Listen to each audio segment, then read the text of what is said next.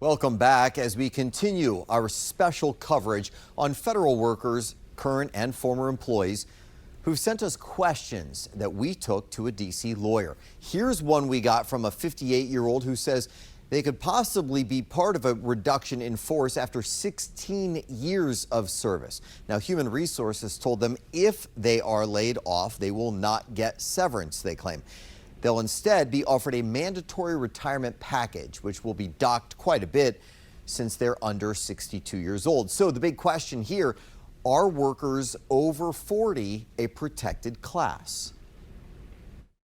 And the important thing to remember is that regardless of whether there's a reduction in force, the equal opportunity laws still apply.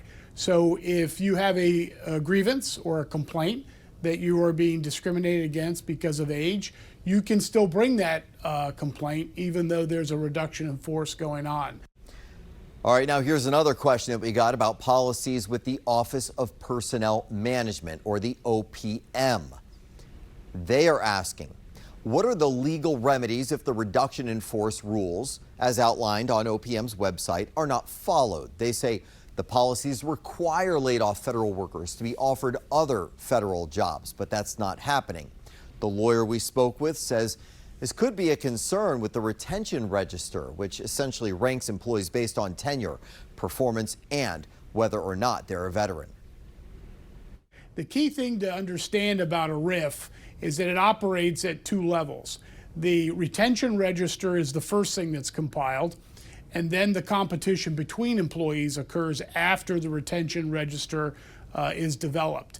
What you're discussing about what has to be offered and what has not to be offered and who's in what category are all very good questions when deciding whether the retention register was done correctly or not.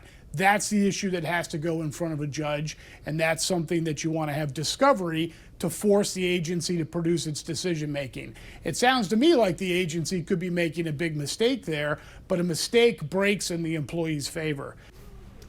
And we want to hear from you. If you have questions or concerns about the federal workforce right now, you can scan that QR code up here on your screen to send us a message on the free app Signal. You may need to download it if you don't have it. We'll bring those questions to lawyers and experts to get you the answers you need. Yeah, glad to provide them, so keep sending them, folks.